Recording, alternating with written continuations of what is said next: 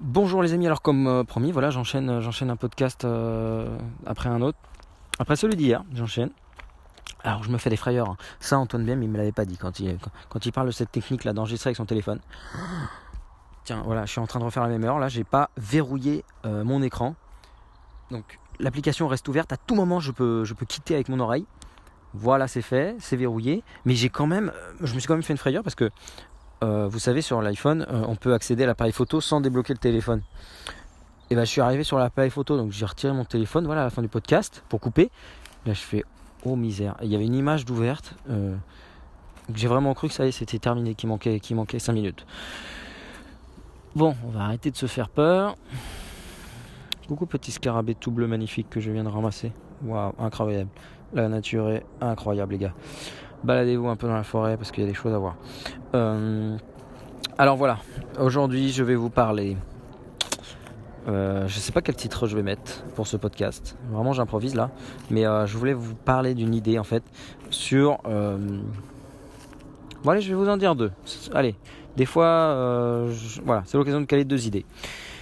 Ce que m'a appris la naturopathie, à ne plus juger. Voilà, la naturopathie m'a appris à ne plus juger. Pourquoi ? Parce que quand j'ai découvert l'hygiénisme, par la toute première vidéo que j'ai vue de Thierry Casasnovas, sur tu me relèves la tête, un jus tu me relèves la tête, donc qui me concernait directement parce que j'avais des gros troubles, enfin j'avais des migraines, quotidiennes incroyables, donc que j'ai réussi à me débarrasser, hein. Ça fait un moment, je vous ai jamais raconté ça. De toute façon, j'ai toujours pas me raconté la totalité de ma vie, donc ça ce sera à faire.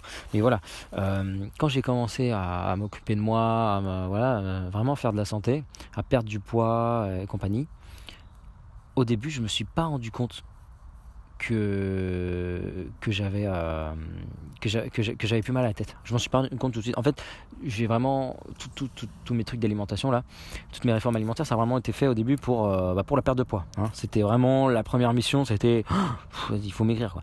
J'étais obèse depuis mes 10 ans, il fallait faire quelque chose. Donc tout ce que j'ai fait, les jus, machin, c'était vraiment pour perdre du poids.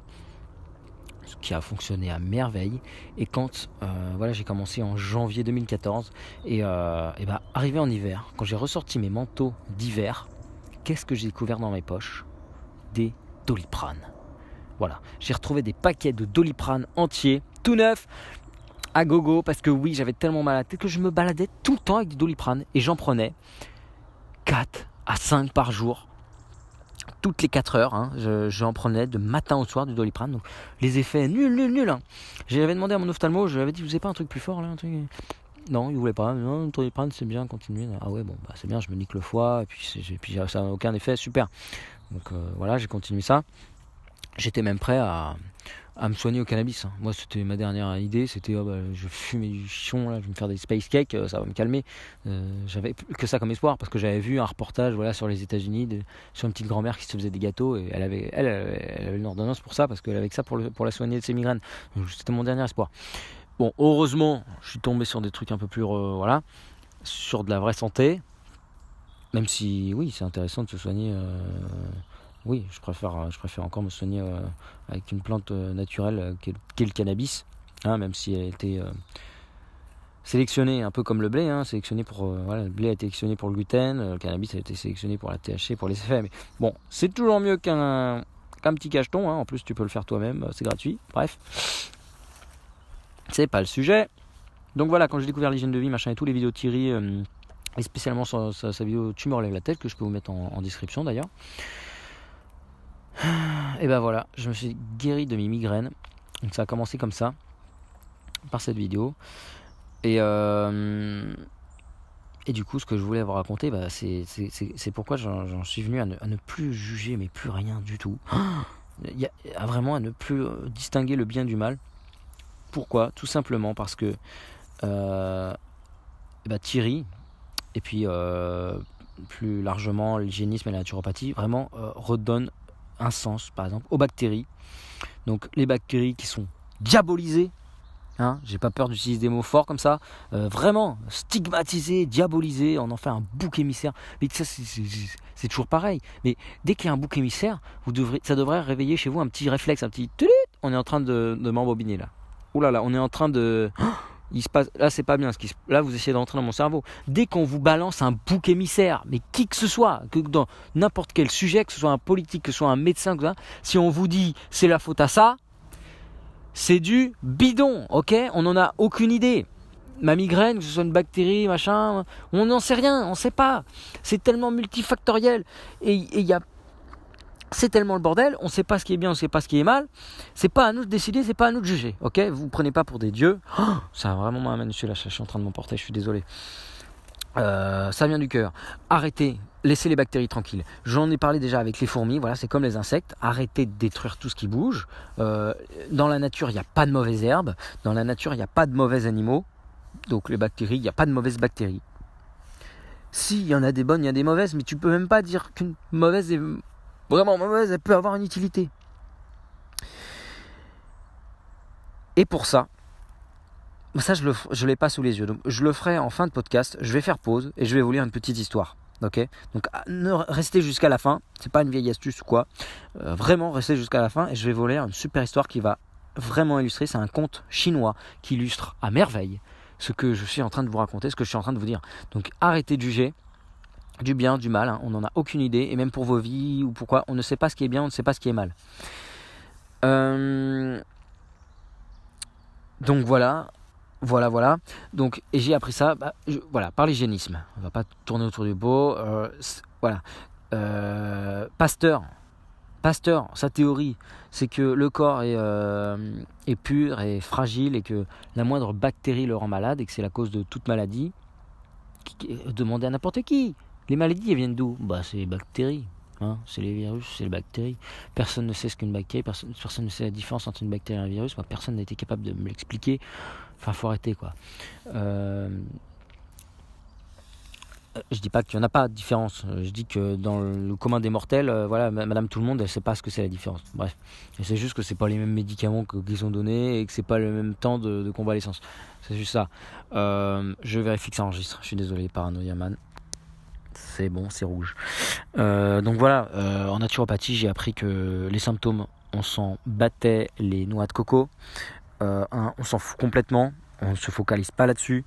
Que vous ayez un bouton, que vous ayez un maux de tête ou quoi, c'est pas le problème. Le problème, il est plus profond, il est en amont. Ce n'est que le voyant du tableau de bord, donc ça sert à rien de taper dessus, ça sert à rien de mettre un post-it sur le voyant du tableau de bord.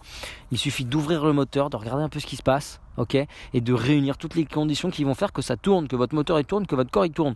Donc arrêtez de juger n'importe quel symptôme ou quoi, mais que ce soit n'importe quoi, que ce soit dans votre vie, ne jugez pas les... On ne devrait même pas juger de ma situation, moi-même qui est en train de râler, d'être un salarié, d'être coincé ici, machin.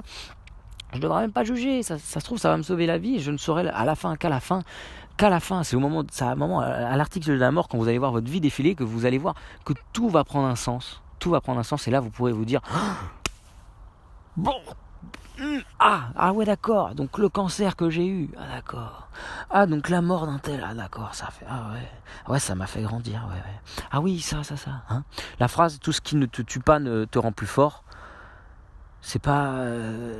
c'est vrai, c'est la loi de l'Hormèse et c'est la voie de la vie. C'est... Tant qu'il y a de la vie, il y a de l'espoir. Tant que tu es vivant, tout ce que tu vas subir, ça... si tu y survis, tu y seras plus costaud, tu y seras préparé.